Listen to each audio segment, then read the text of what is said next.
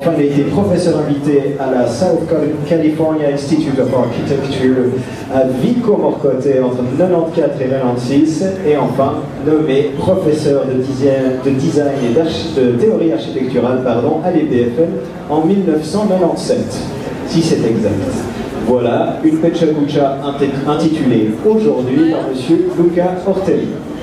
La petite flèche à droite quand vous êtes prêts. De toute façon, il y a 50% de chance qu'elle ne marche pas.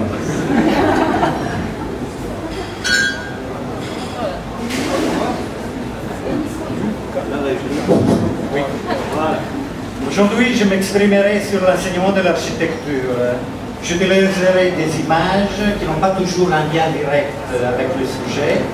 Vous le verrez à l'écran, pendant 20 secondes, selon le rythme du bruit de la conversation. Elles indiquent des problèmes, évoquent des possibilités ou illustrent des intentions. Aujourd'hui, à l'EPFL, l'architecture, le génie civil et le génie de l'environnement sont réunis dans une seule faculté. Son nom est étrange. C'est un peu comme si on appelait la faculté de médecine faculté du corps humain. Mais les trois disciplines sont associées. Quelle belle définition de interdisciplinarité. Aujourd'hui, les exigences disciplinaires s'élargissent parallèlement aux exigences interdisciplinaires. Il y a des choses qu'on peut faire plus facilement à deux. Mais quel est donc le noyau de la formation aujourd'hui? Comment faut-il équilibrer les compétences techniques avec les aptitudes artistiques? Et je cite ces deux domaines parce que, indéniablement, l'architecture est une discipline qui occupe une position intermédiaire entre science et art. La SIA fête cette année son 75e anniversaire, mais aujourd'hui, exactement aujourd'hui, on peut aussi fêter l'anniversaire de Henri Labrouste, l'architecte de la bibliothèque de Sainte-Geneviève, né à Paris le 11 mai 1801. La bibliothèque Sainte-Geneviève est un exemple d'équilibre parfait entre instances techniques et artistiques. Les structures métalliques constituent un formidable élément d'innovation, mais qui connaît la bibliothèque sait que le vestibule décline avec sensibilité d'artiste le jardin que Labrouste aurait voulu devant l'édifice. À l'École nationale supérieure de Beaux-Arts à Paris, il y a une magnifique cour dite la cour vitrée. Ici étaient exposés des plâtres moulés sur les monuments grecs et romains de différentes époques. Une manière, si vous voulez, de réaliser le rêve encyclopédique de saisir tous les éléments de l'architecture dans un seul espace. Et derrière la cour vitrée, il y a cette salle, l'hémicycle, où avaient lieu les manifestations, dans laquelle cette peinture murale décrit une espèce de panthéon illustré par une septantaine d'artistes de toutes les époques. Le modèle, évidemment, c'est l'école d'Athènes. Ouais.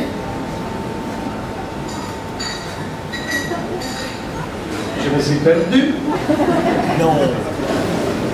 Et je voulais dire que la fondation de l'école de Beaux-Arts a produit une séparation dramatique entre la formation artistique et la formation scientifique. Formation, quelle est la signification de ces mots? Vous le voyez, action de former, fait de donner une forme ou d'être formé.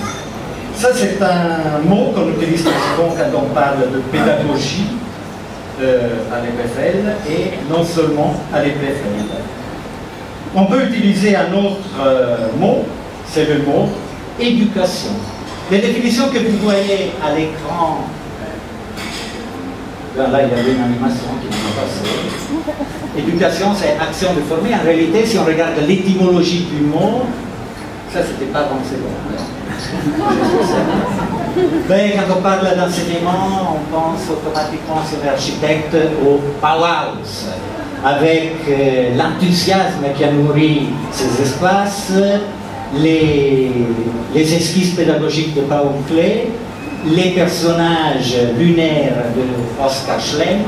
Et ici, on voit un panthéon, comme celui de l'école de Beaux-Arts, mais à ciel ouvert. Les enseignants de l'école de Bauhaus réunis en 1926 sur la toiture de Bâtiment. Là se pose un problème, un dilemme. Est-ce qu'il faut construire une école sur la personnalité de ses enseignants ou bien sur une idée, un programme qui se poursuit au-delà des personnes?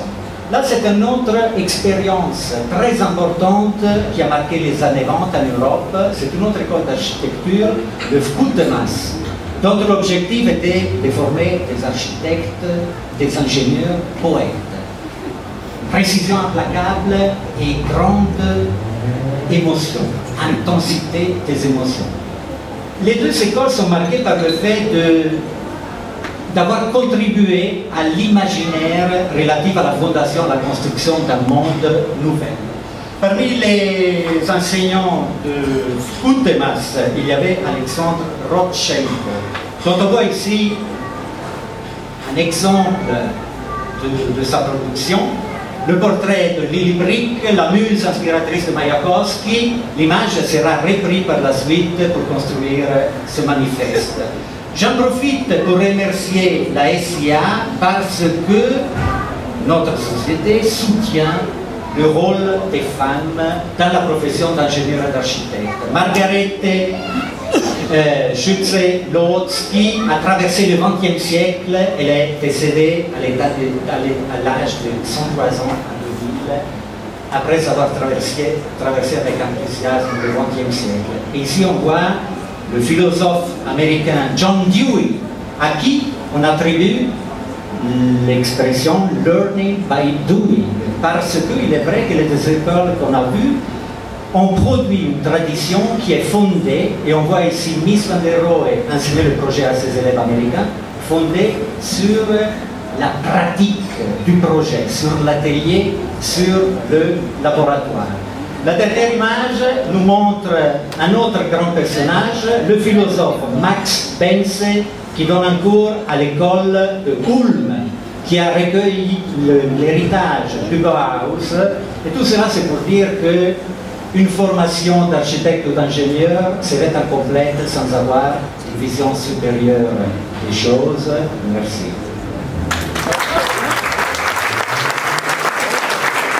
Merci, Lucas. Est-ce qu'on garde le mystère sur l'éducation ou est-ce que vous voulez maintenant compléter la définition de l'éducation? Est-ce que vous voulez garder le mystère sur l'éducation ou bien est-ce que vous voulez compléter cette diapositive? Non, on en parle après avec...